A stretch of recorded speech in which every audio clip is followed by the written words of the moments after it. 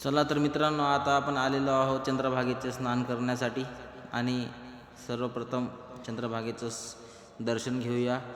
सगळीकडे असं रम्यमय वातावरण आणि त्यामध्ये सर्व हरिभक्त पारायण मंडळी स्नान करण्याकरता आली आणि लंकेश महाराज जांभोरे, केशव महाराज घोळे, नितीन महाराज बोक्षे या सर्वांचं स्नान करण्याचा योग या ठिकाणी आला आणि स्नान वगैरे झालं आणि आम्ही घराकडे परत निघालो होतो. आणि परत निघता निघता आम्हाला गौमाता मिळाल्या आणि आम्ही त्यांचं दर्शन घेतलं. आणि त्यानंतर हरिभक्त पारायण बोक्षे बाबा यांचं नित्यनेम चालू होता.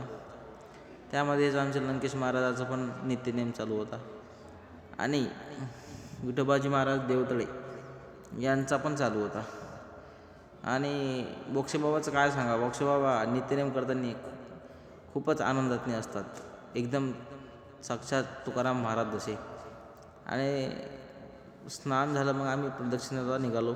प्रदक्षिणा करता करता काही मूर्त्या आम्हाला दिसल्या. उत्कृष्ट प्रकारे त्यांनी चांगलं केलं होतं. त्यामध्ये माऊलीचा कळस वगैरे सगळं हे चांगल्या पद्धतीनं पाहायला मिळालं.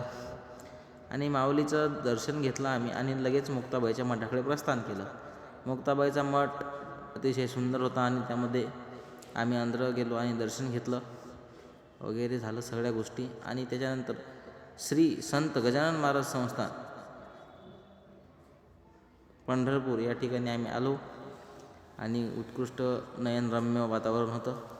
आणि या वातावरणामध्ये सर्वांनी छायाचित्र टिपलेले होते आणि सर्व भक्तांची गर्दी निसर्गमय. आणि हे वारकरी महाराज इथे उभे आहे, कितीतरी वर्षे होऊ लागले.